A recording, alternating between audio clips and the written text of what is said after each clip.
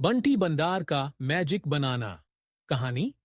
जंगल नगर में सब जानवर माजे में जी रहे थे। सबसे ज्यादा शरारती था बंटी बंदर, जो रोज नया ड्रामा करता। एक दिन उसे एक चमकता हुआ बनाना मिला, जिसमें लिखा था, जो भी इस बनाना को खाएगा उसे एक घंटे के लिए मैजिक पावर मिलेगी। बंटी ने बनाना खाया और उसे उड़ने की ताकत मिल गई। वो आसमान में उड़कर सब दोस्तों को हैरान करता रहा, कल्लू हाथी, चिक्की गिरगिट और मीनू मैना।